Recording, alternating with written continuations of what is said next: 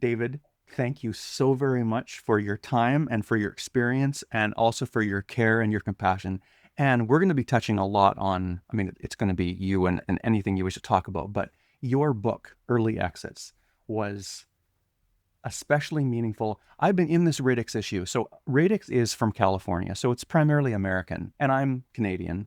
And so MAID has been making a little bit more news lately, which I'm happy about. And I thought I want to do this issue. And of course, because you get sometimes people who are closer to home. And so when I found you and some other people from Canada, so you're going to be speaking primarily, to a Canadian system, but also this is a global issue. And all of the things that you talk about inside of your book and that we'll probably be talking about here, I think they're applicable for everybody worldwide to be thinking about. Absolutely. And when we consider that it is in several of the states down south, and it is, in a few countries in the world, this is a deeply relevant conversation. Even more so, the fact is that everyone's going to die. And my book is about more than MAID. It's about how to die well. And what is the psychospiritual dynamic? What are the existential dimensions that happen within a person, the dynamics within a person as they die? Um, I wanted to lay that out, and I feel I've articulated it very well. Thanks to the feedback I've received, and with a great nod of respect for my teachers and those who have inspired me. Chief among them are the patients I've cared for over 25 years and those I have supported as they have chosen MAID. Mhm. Mhm. The tone in your book is so lovely in terms of the kindness and the compassion, at the same time the prodding for us to be thoughtful, and as you said in the beginning, in terms of everybody is going to die. It's not just about the MAID, but how we can live a fuller life and prepare for the death that is going to be coming. Yeah, wouldn't it be lovely if someone gave us a roadmap of what the inner dimensions of dying are like? Mhm. And it's available, but it's not a bestseller. It's not and it's not embedded in our culture. We don't talk about death and dying. In fact, we institutionalize it. We put it behind hospital walls and care homes, and it's not a public community building event as it is in most other parts of the world. Mhm. So I wrote the book as an investment in our culture's spiritual intelligence, especially about your ultimate trip. Mhm. Mhm. That was, and you've already started. So in terms of the questions, people have obviously. If you would tell us a little bit more about yourself and then what led you to write this book. Sure. So I'm a Lutheran pastor. I was an interfaith staff chaplain. We're now called spiritual care practitioners in a major hospital in Halifax, Nova Scotia, and I worked in cancer, palliative, and intensive care for 25 years. So my assignment was to support those facing the crisis of their lives and help them to bring the depth of their humanity to the hardest situation. And it was a profession I loved. It was deeply meaningful, and I experienced profound spiritual growth. I'm also a four-time cancer survivor. I've had a nasty cancer called paraganglioma, and very lucky to be alive. Um, I'm 30 years remission, so I think I've done my homework. If cancer is supposed to teach you anything, I must be a thick-headed student. But I'm grateful for what cancer taught me. I also had a near-death experience, which Mhm. profoundly informs my faith, my sense of humanity, and even my ontological architecture. It deeply affects how I understand reality itself, far beyond any specific religious tradition, including my own. So now I'm retired. I have a private practice in Halifax, and I see people in person and remotely. And I've written a couple of books and put them out there, and really enjoy great conversations. So thanks for having me on Radix and this wonderful program. Thank you very much. And I don't have it in front of me, but I ordered your other book, the earlier one about your cancer, and I look forward to reading that. Yeah, thank you. And for anybody, I was surprised when I heard how fast a person could apply for MAID and get MAID. And I had heard some stats, but your book is, and I love the fact that your book is so well referenced. Could you just tell people, like, what is the situation when someone applies for it? How fast can they get it? Well, let's do a little background info first. MAID is now 10 years old in Canada, and it was intended for those who were experiencing intolerable suffering. And I think most people thought, well, that's physical suffering, that's agony, that's right. Yes, there's existential or relational dimensions to it because suffering is multidimensional. But it was found that because of the number of people requesting MAID, they had to refine it. So they developed a track 1 and track 2. So track 1 is where your death is not reasonable, foreseeable, right? And track 2 is where it is imminent, or I might have those flipped. But 1 is where your death is going to be soon. Mhm. But soon, that wasn't really defined in the legislation. And this other track for people who may have like 6 months, a year, even longer to live. More people are wanting MAID, wanting to be approved for MAID, even though their death may be quite far down the road, relatively speaking. So then you have to be assessed, and you have 2 assessors who are going to go through the process and ask and determine, well, are you a sound mind? Are you being influenced by any family members? Is there any coercion? What is the nature of your suffering? And to that, right, there isn't a lot of depth in the conversation. Even though some assessors, I'm sure many are wonderful and compassionate and may spend a few hours. But the reality that arises from the data of over 10 years and the data consistent with other countries is that the main thing driving requests for medical assistance in dying is existential distress. It is not physical suffering. So, okay, you get assessed, you get approved, then you've got to have 2 doctors agree, yeah, that this is appropriate. And then a nurse practitioner or a doctor trained in the procedure comes and does the procedure at your bedside. They ask once again, do you understand what's going to happen? Do you consent? And they're checking of your sound mind and body because you need competency. Now that caused a few problems because people would dip in and out of competency or be determined not to be competent, and then they couldn't have MAID. A lot of people, vocal people, became frustrated and angry about that. So there was a push to allow advance consent for MAID. So let's say you are diagnosed with Alzheimer's and you want to give an advance consent so that if it reaches a certain stage in which you've lost the ability to be competent, you can still have the procedure. So that's in debate. And it keeps expanding. Now there has been a second or third postponement in the debate about allowing it for psychological conditions, purely psychological.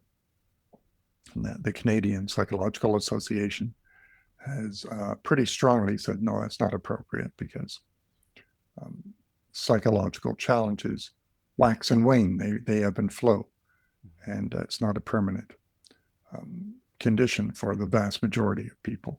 And treatments are increasingly quite effective. So MAID has had a bumpy road, yet it seems to be well received by the public.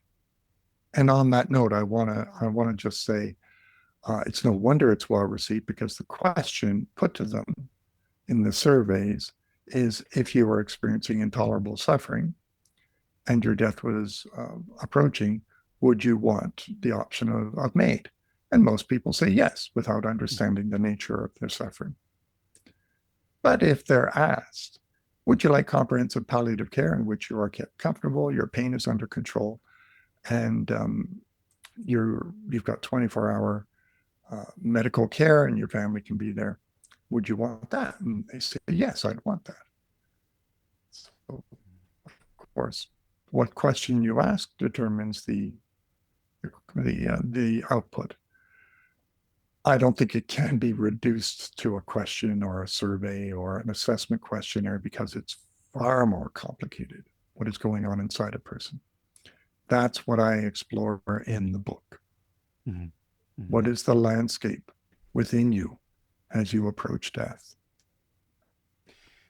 In terms of some of the reason, and again, that the existential part. I was talking to a medical doctor here in BC, and she's been involved for a number of years in a variety of different things, but is concerned about MAID. And she said she has personally seen all too much of the people who really are interested in getting it. I mean, this is a broad covering statement. But from her experience, people who are fairly affluent, have a lot of control in their lives, those are the people who are interested in getting it because they're used to having control, and the idea of when you're getting towards the end from old age or disease, I still want to have control. And that issue, that is something that you talk a lot, in the book about.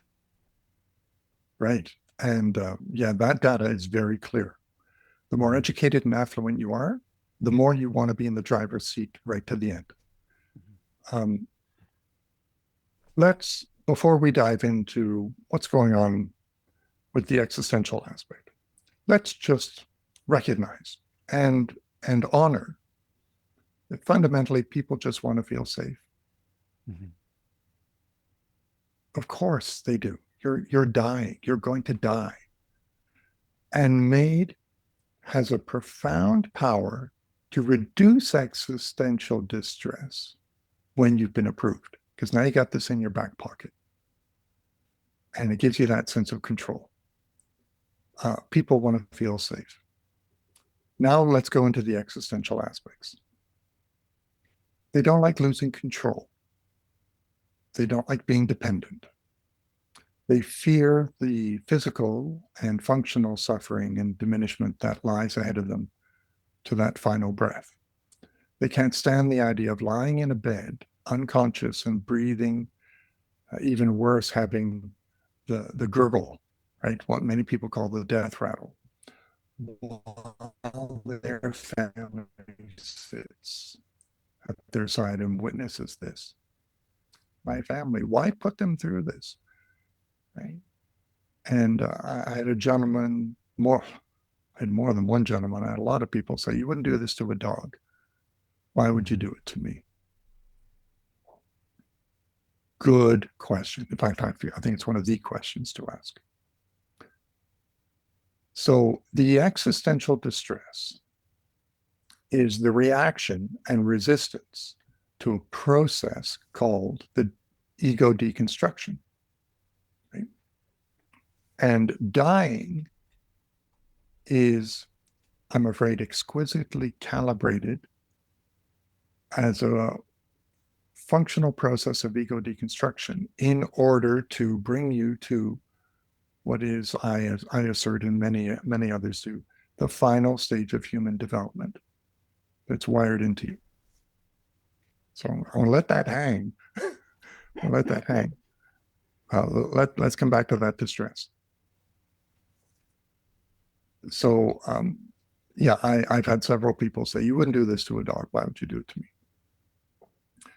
To which I will say, can you consider that you're resisting the most natural process in the world? Yes, it's awful. Yes, it's a disease. And we can manage the disease process. It's very predictable.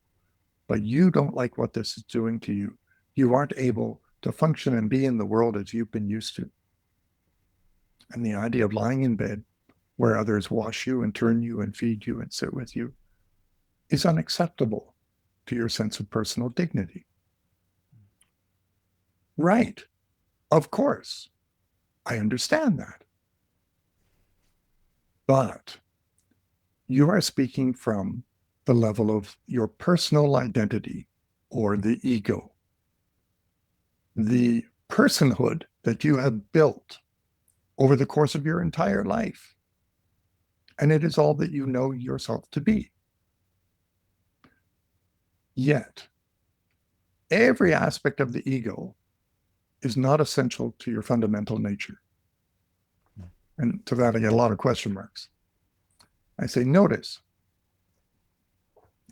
your ego is built from a story that you have lived. It is the scaffolding of your ego is your thoughts, feelings, your relationship to your body, your story, your experiences, your attachments, your perception, your hopes, your dreams, your aspirations, your despairs, your regrets. It's all bundled up in this thing we call me. Yet, all of it is temporary. Your thoughts only last for about 3 to 5 seconds. Your feelings come and go. Your body keeps changing. Your experiences certainly keep changing, coming and flowing. This thing you call me, what is it beneath your body? Thoughts, feelings, attachments, relationships, story, hopes, dreams, perceptions. What is it fundamentally that you are? Well, death is going to erode all of those temporary aspects. It's going to shave them off and whittle you down until you land in your essential nature, the nature that's always been there from day one, if not before. And that nature is best summed up as a mystery, a wonder, a luminous light, a one-of-a-kind manifestation of consciousness. You, beneath all of that temporary stuff, are a unique expression of consciousness. So what is the one thing that never changed from day one to the last day? It is simple awareness itself. Now, people hear that and they go, so? They don't get it. What do you mean awareness? I'm talking here about soul work. I'm talking about the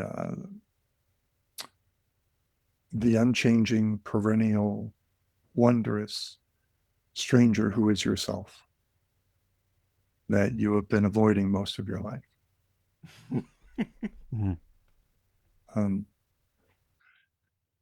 The ego is built through 4 stages. Near the beginning of life, you come into the world from a realm that is everything, the womb. You do not have a personal identity. You may have the seeds of characters and what will develop into personality, but there's no ego. And suddenly you're born into a world, an environment. So this causes a split in the ground of your being, because now you're separate within an environment. That's a split. Second split happens when you realize there's moving and non-moving, living and non-living things in the environment. You're forming what's called object relations. So this is a severing away from the ground of being, another separation that is starting to form an individual. Third split happens when you realize you're a mind and a body. You're somewhere behind here. You've got these appendages. Now you're forming a relationship to your body through forming a split from it. So now the body becomes an object. And finally, the biggest split from the ground of being is all the information that you're not able to integrate into your growing ego identity. You put into the warehouse called the subconscious. And it just lies there, waiting to be integrated. It gets triggered. Boy, does it ever. So, example, you're in a grocery store and there's a little kid in a shopping cart getting wheeled around, and mom isn't going to let him buy the candy. Screams and wails, or loses his built blanket. Screams and wails as if the world comes to an end. Um, because part of his identity is so wrapped up in that object. Um, he's not centered within himself. Uh, his integrity, his power, his place in the world, his value, his voice get challenged continually, or right through peer pressure, through moving, through losing friends and gaining friends. Um, she grows up and moves away from home. So the ego identity. Uh, there's grief and relationships come and go. And then as we get older, our functioning starts to diminish. Our relationship, we retire, or we divorce, and these threaten the integrity of our ego identity, actually triggering early material that's coming around in different forms and ways. The bumpy road of life inevitably involves attachment and then loss. All of it preparing us, all of it asking us, who are you in the world? Are you your job? Mm-hmm. Are you your role in the family? You know fundamentally that you're much more than that. Are you this body that's falling apart? Well, you know you're more. You don't like what's happening, so you resist it. You get angry. You try to gain control. Um, why? Because you're you're doing the all too human behavior of attaching your identity to the experience. Ego becomes compromised or dysfunctional when it does that. I like to say your ego is healthy as a process through which consciousness can have experience, but unhealthy when it attaches its identity to the experience. Or as Buddha said, all life is suffering. So then you reach the end of life, get a terminal diagnosis. Now you're on the accelerated path of ego deconstruction. As you resist that, you're going to experience existential distress. As you give yourself to the process, wisely drawing your medical staff around you, your family, making good choices. As you go with the flow of that, you experience grace, connection, clarity. This is something most people don't like to do because it involves surrender. Surrendering the personal self and control over the situation. Were you ever in control? Mostly it's an illusion. So you're not giving up. You're giving yourself to the most fundamental process of life, the one that brought you into the world and the one that can take you out of the world into the mystery that's waiting on the other side. So after that long preamble, I'm trying to be clear, I hope I am, in what the nature of the existential distress is that's driving MAID. Now this new option is on the table. And you can put, I don't want to be crass, but you can put your dying into the hands of a professional who's going to give you one needle that puts you to sleep and a couple of other needles that will stop your heart. Mm-hmm. Before you hit the rough turbulence you imagine is going to come. Now, yeah, there's always some turbulence. I've been with hundreds of people as they've died. And it's predictable, and it's surprising, and it's infused with both brokenness and beauty, both wonder and apprehension. I understand people want control. I understand. I encourage the public, the dying, to ask their healthcare provider for a roadmap. Okay, I've got cancer. I've got acute leukemia. What does the dying process look like? What's the turbulence ahead? How can you manage the turbulence? It can be managed. This is the hardest thing in the world that you will ever do. And you don't need to do it alone. And you don't need to do it without a clear roadmap. But now in Canada, you can choose an early exit. Now you can die while you're comfortable and in control, and it can be on your terms, and you can choose the date, the location, the soundtrack, the company. No wonder it's so popular, right? I find what MAID offers is kind of intoxicating to the average person because they're scared and they want to feel safe. This is something, there's a number of different places. And you go wherever you wish on this. The first thing that I heard about you was you were talking about this great thing in death that happens that is so important.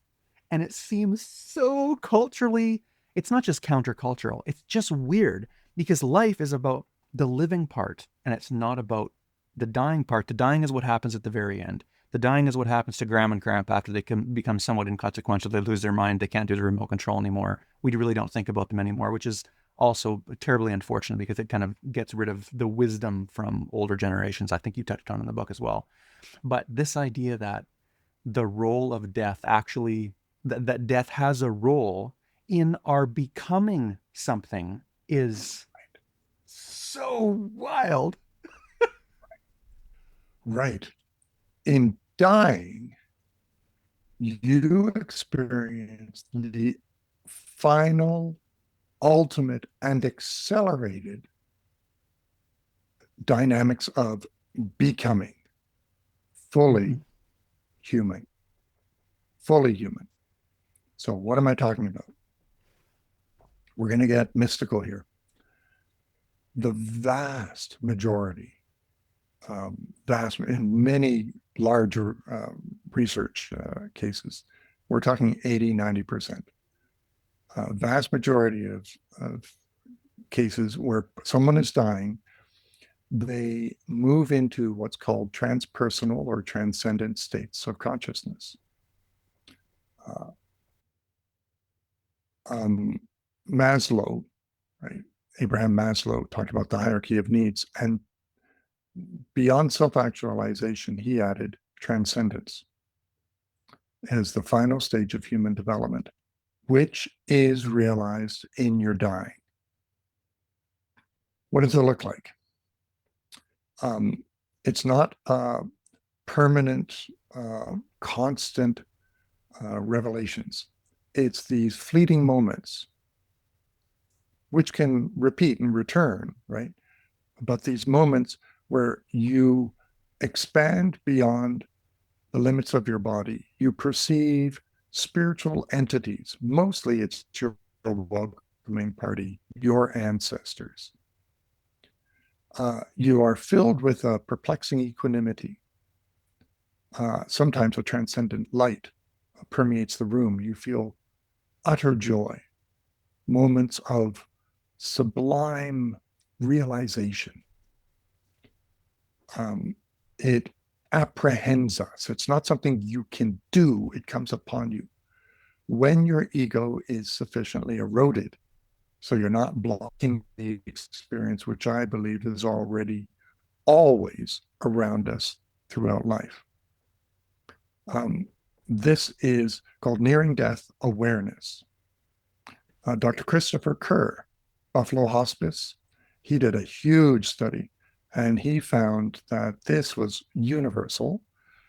It begins with lucid dreaming, where people have dreams that are completely unlike any other regular dream, and they never forget them, in which they find themselves in a heavenly realm, mostly a nature setting, or where they have conversations with their grandfather who died 20 years ago, or right, or just beautiful, utter beauty. And this eliminates the fear of dying. Right? Talk about good medicine. So this comes upon you. You can't really you don't initiate it. Now you can support it through surrender to the process, not fighting the pain with your stubbornness, but taking medication to stay ahead of the pain. Meditation helps, contemplation, and that contemplation increases for most people as they're dying. I have been present for several of these, and I was honored and thrilled and so deeply moved when both of my parents experienced it as they died. So it is indescribable. And the beauty and the grace, the way this changes the lives of the family who are sitting at the bedside, because they're the ones who are going to witness it. They're the ones embedded at the bedside. The doctor usually no. They pop in and out. The nurse may be, especially on a night shift where they may be more fully present. And people don't know how to integrate this. They don't know what to do with this. And they go, what? Did that happen? How do I fit this in? Yet, if you speak with most people, they'll say, yeah, I believe, my mom and dad will greet me, or I believe in angels, right? It's not, the belief isn't the problem. It's the witnessing it in such a way that it's actually right there in front of your face. That's the problem. Mm-hmm. That's causing more than cognitive dissonance for most people. It moves them into what I call ontological upheaval. The whole framework of reality is shifted. Well, as you die, and this is across all cultures, independent of age, education, cognitive ability, it's pretty universal.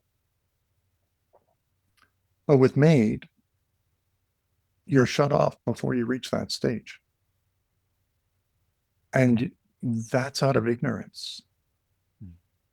That's out of the medical professionals and the advocates and the parliamentarians. Not only them, but family and general public do not have a language, do not have a roadmap of the existential dynamics at the end of life. Mm-hmm. In this process, we become the fullest and final state of being human. It's wondrous. In deepening the conversation, about death and dying, it's stuff like this that gets people animated and curious and realize that it's not about depression and sad things and just grief. It's about mystery. It's about excitement. It's about curiosity of who and what we are and what reality is.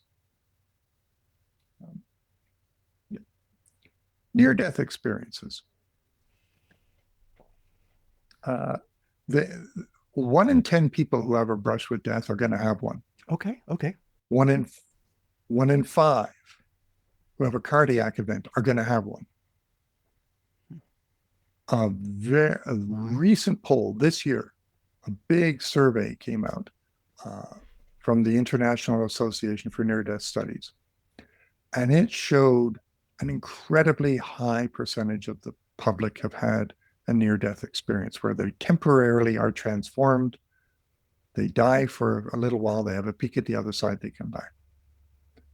And I'm like, this is very high. We're talking like, there was a Gallup poll that thought it was 10%. No, it's more like 40%, maybe higher. Mm-hmm. So the, the details of that are universal. Again, across all cultures, all ages, all periods in history. These have been going on for thousands of years. We've got records going back way before Jesus Christ, right? Way before Christianity. Earliest one was Sumerian.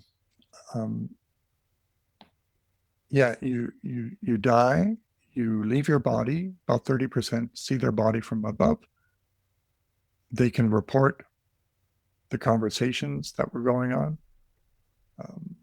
I think of one case, Pam Reynolds. She was a musician, had a brain stem aneurysm, and she went through an operation called standstill, where they stop her heart, drain the blood from her head and torso, keep her dead for the duration of the surgery under full instrumentation, while they graft an artery from the leg and replace it in the brainstem.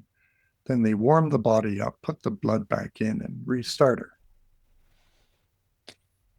Now, that's a pretty solid case. As soon as like they had done that to her, she's dead.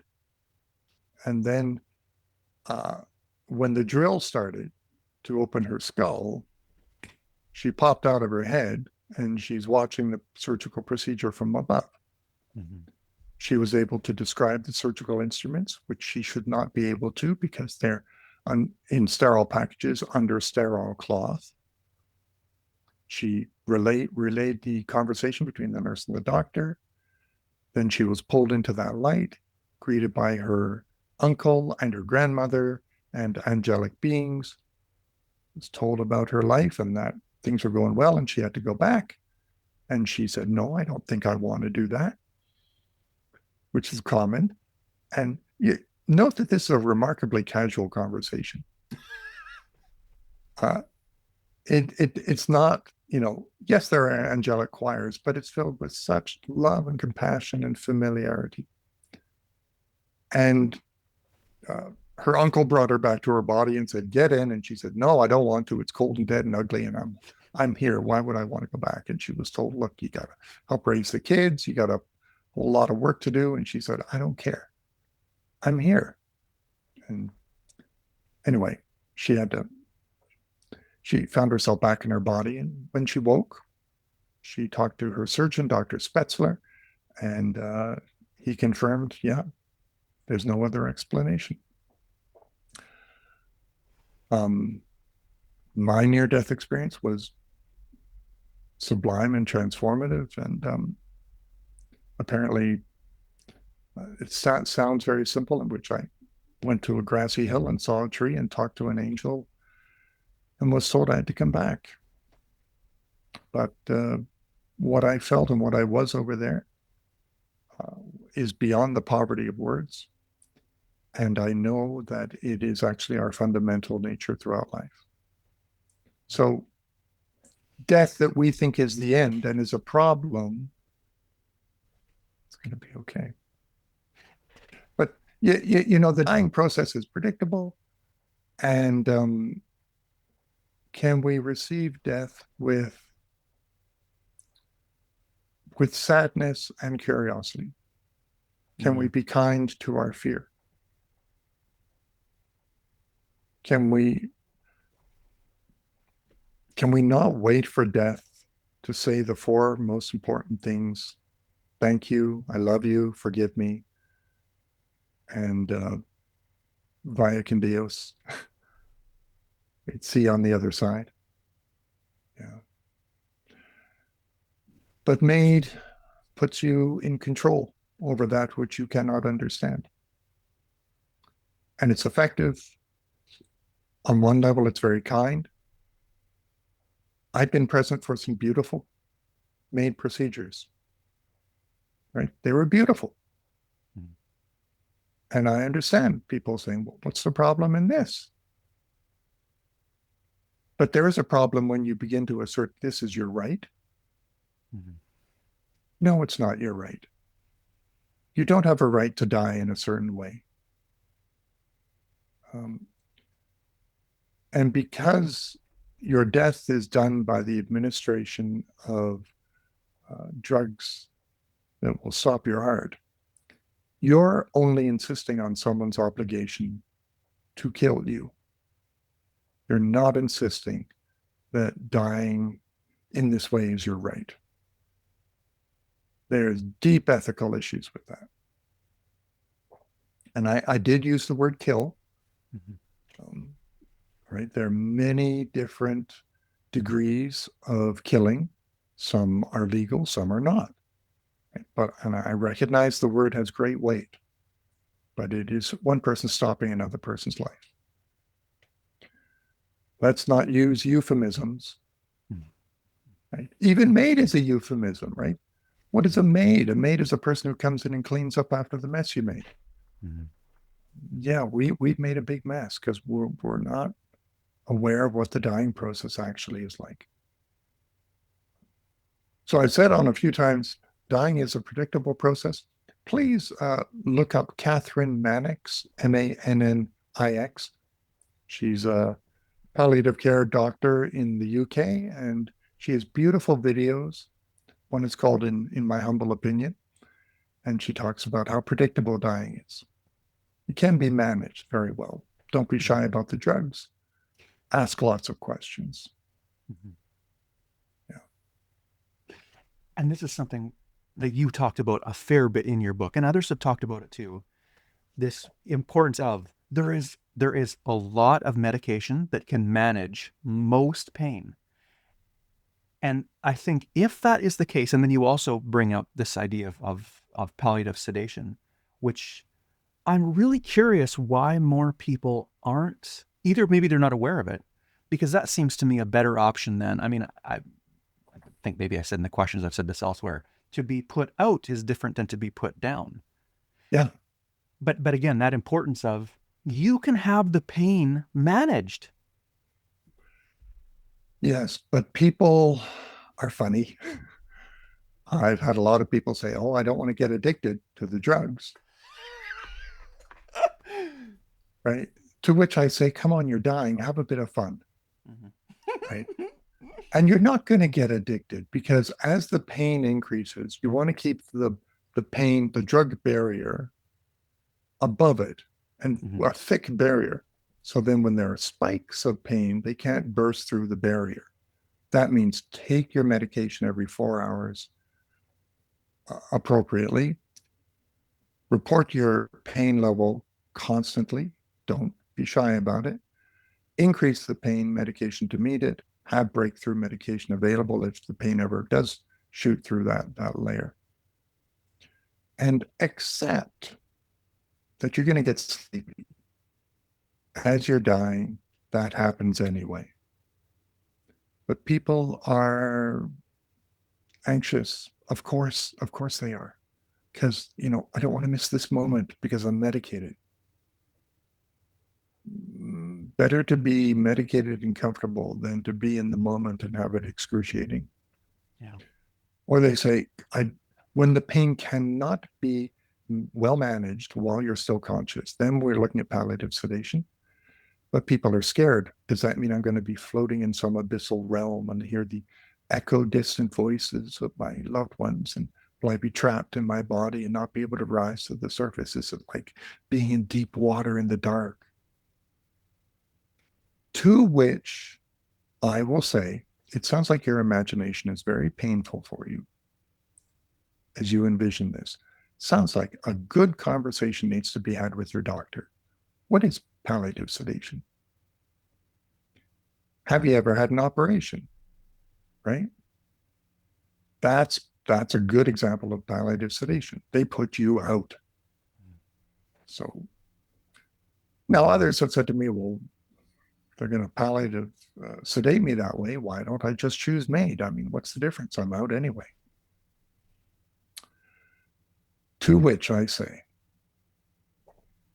can you imagine that as you lie unconscious, well medicated, you are becoming the ultimate teacher to your family? You're teaching them what it is to be mortal and human.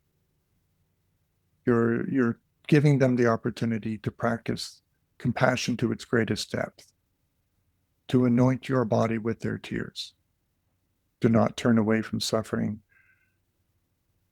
And in your utter dependency, you give them the gift of practicing their compassion, and that deepens their humanity and elevates their community and strengthens their connection to each other. What an honor it is to care for you. Can you give them the gift of your dependency? Can you let them have the protracted days of sitting with ambiguity and not knowing and get comfortable with that? Trusting that you're comfortable, you're in a hospital or you're under medical care, so you're technically safe. But we want to scroll through our phones and get our quick answers and have everything clean and simple. Mm-hmm. Well, life never was that. Why would you think death could be?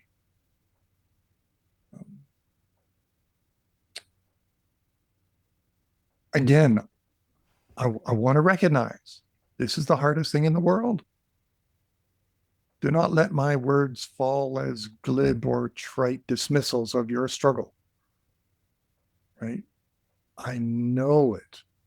I have been with both of my parents and hundreds of people as they've died. I've seen it done well, and I've seen it done poorly.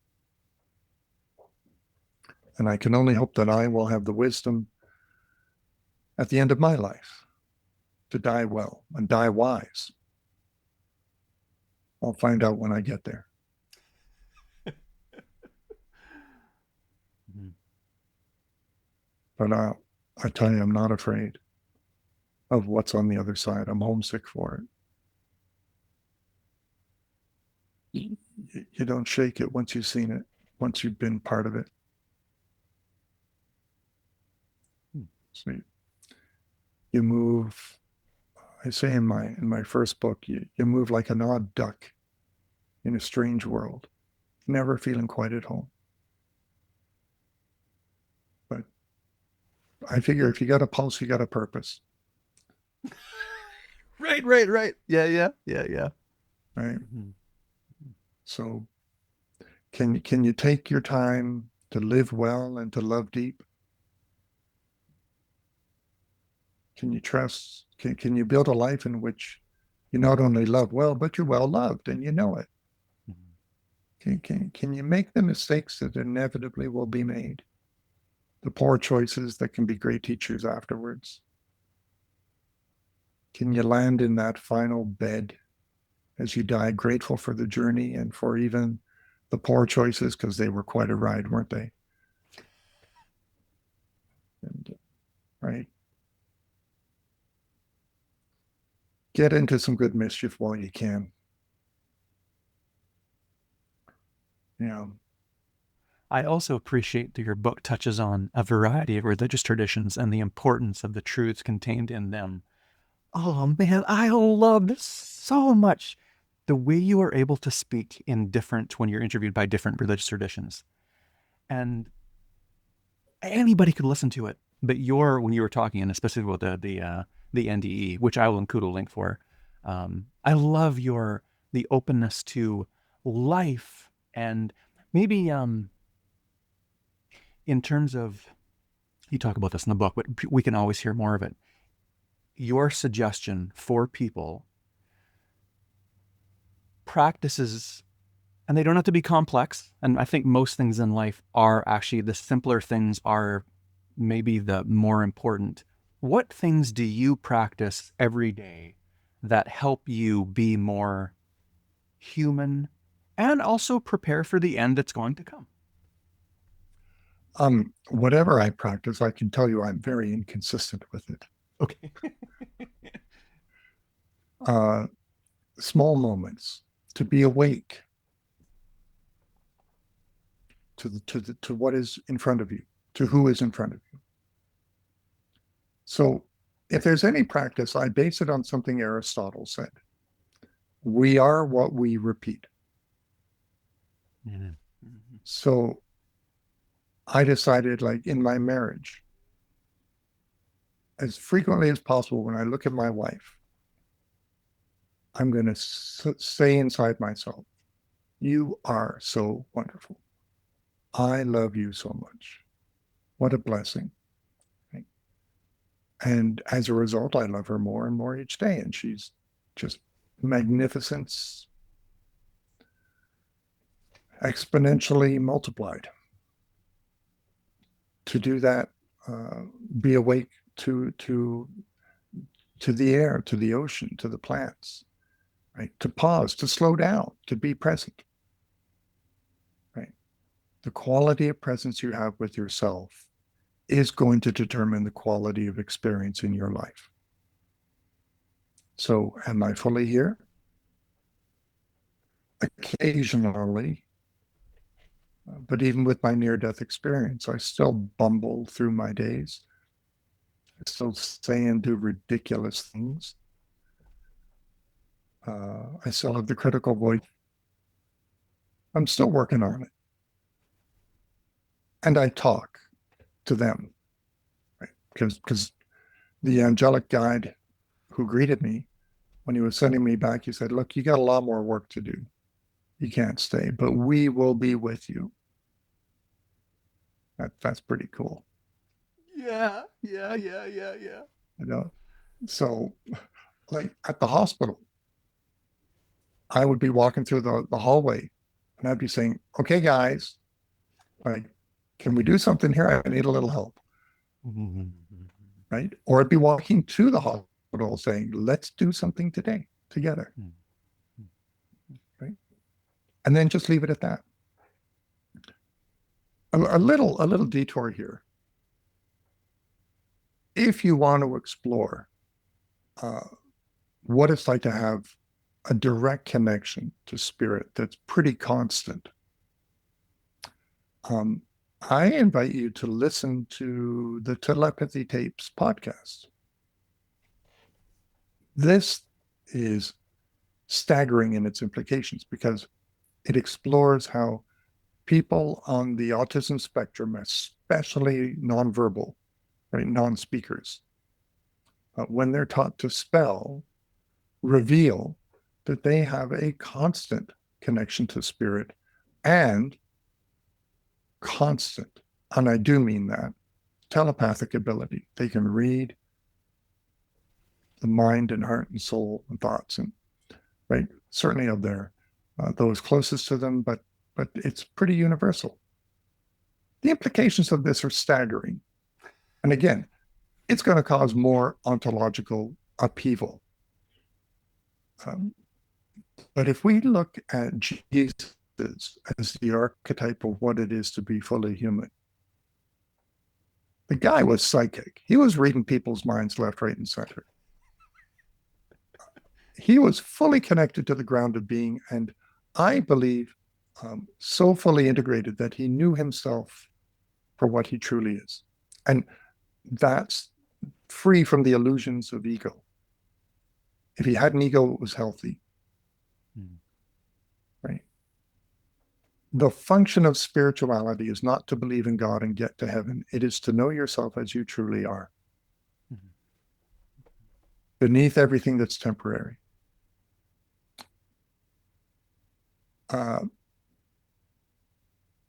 Provocative, astonishing material like the telepathy tapes, like near-death experiences, like nearing-death awareness, give us a good glimpse of what we truly are. And dying is guaranteed to wake you up to that. But with medical assistance in dying, death is seen as a problem to be fixed. Grief as an uncomfortable state to protect your loved ones from. Suffering as an unnecessary aberration in your comfort. And it feels good to be in control. Right? Yeah, it feels really good. This is not about feeling good. Let's get serious. Let's go much deeper than that. This is about the wisdom of grief, being both broken and beautiful. This is about the mystery of who and what we are every moment, and then we realize it as it apprehends us at the end. This is about the basics of the human journey. This is about our existential health. It's not a utilitarian problem to be fixed. It's a mystery to be wrestled with and entered. If you have access to MAID, you have access, I assert, to good doctors, caring doctors. They will come to you. You have access to pain medication. Yeah, you might be up north. Well, we have the resources. We should fly you down or fly a doctor up, or right. But I know only 30% of Canadians have access to good palliative care. We need to do better. Mm-hmm. And it's not only about the existential dimensions, it's about economics. The economic disparities that drive many MAID requests. People are requesting it because they're poor, because they're lonely. This should be a rally call to the community to step up and support each other. But we live in a culture with epidemic loneliness, profound isolation, even greater disparities in wealth and poverty. We have a healthcare system that's struggling. And we have a population that doesn't understand the existential dimensions of dying. Anyway, I go into all of that in the book. Here's the book, reversed on your camera, I think. But that's why that's why it's over 500 pages long. I had to cover as much as I could, all the different variables that result in a country in which MAID is accelerated faster than anywhere else in the world. In the United States, when you request it, the vast majority of them are done by you being given a lot of medication, and you take the pills, and then you wait to die, and it can take hours. But in Canada, 98%, I believe the figure is, will take the injection from the doctor or the nurse practitioner. It's very efficient. That's why the majority of people who are affirmed for MAID or approved for MAID in Canada follow through with it. Okay. While in the United States, the majority who are approved do not follow through. Right. So the book is, every chapter starts with a real case and ends with an exercise for the reader to do. I want to help them do their homework and explore this dynamic of ego deconstruction, but to do it while you're safe. And at the end of the book, there's a 2-page, 4-point summary of the entire book. And that's if you're dying and you don't have time to read 500 plus pages, you can just jump to the end. Right. And your exercises are beautiful exercises. Some of them were creatures of time, right? But I was looking, there was about 4 of them. So I was okay. I don't have time. I'll move on to something else. No. You read the book. Plus, you're going to be talking to David. Like, pack your balls and actually do something, right? So you did some. Yeah. They're really good, and they really get you thinking. Yeah. Among them is go lie down in a graveyard and think about it. Another is do your advanced care plan. Right? Go to advancedcareplanning.ca, where you can download resources and workbooks to help you consider the difficult questions and have the conversations with your family. You want to be in control? Do your advanced care plan so you can let your loved ones know what your medical wishes are when the time comes and you're not able to speak for yourself. They can speak for you.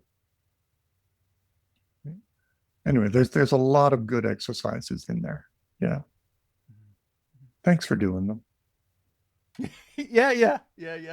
Thanks for writing them and for all the experience. And then you talked about like the stories. Oh, there was some good stories. I mean, a person, if they're reading the book, depending where they are, I would suggest a little bit of Kleenex paper. There are some beautiful stories, and that makes sense. I mean, you do the chaplain, but stories are so impactful because they can pull you into something. Yeah. Yeah, and they put track they get the material traction, Yes, right? yes, Um, yes. it's got to be embedded in the story because ultimately you want to be able to unpack your story. Mhm. Who am I? What difference did I make? Um, can I be graceful with the unfinished love story and the poor choices? Can I be kind to myself? Can I let that go with gratitude? Mhm. Or if you're a person of faith, can I give the whole mess to God and say, you work with this? Sorry, it's, all jumbled up, but I did what I did and I don't know what you're doing through me. I don't know what you're doing with me, but I got to trust the love. In the end, let love be your spiritual practice. Mhm. Don't worry about the content of your belief. Right? Focus on your love. You can't do any better. And let your family love you Mhm. all the way to the end, beyond the limits of what they feel is possible. On that, let me come back. Mhm. I get asked that question. You wouldn't do it to a dog. Why would you do it to me? I propose that a dog or an animal does not have an ego. Humans form identity embedded in story and memory, in in attachment, and in cultural mythology. Animals don't do that. Uh, and that you may be thinking, well, how can David say that? I have a blog on my webpage, right? davidmcginley.com. Go to blogs. Read the one about where we had to euthanize our dog. I talk about the structure of identity and ego and how it's different. In humans, it's narrative. Identity is narrative, and in animals, it's natural. People die into stories, and animals die into nature. Animals are more fully present than we are. Right? They have a very different structure of identity. They've got personality, oh boy, but I don't believe they have an ego. And dying deconstructs our ego in the reverse order that it formed to bring us back to what is natural for the rest of the living creatures in the world. I was actually going to ask you if you're okay with it. I would love to have a reprint of that in Radix as one of the, so people can actually read it. Sure. Mhm. Yeah. Grab it off my website. Mhm.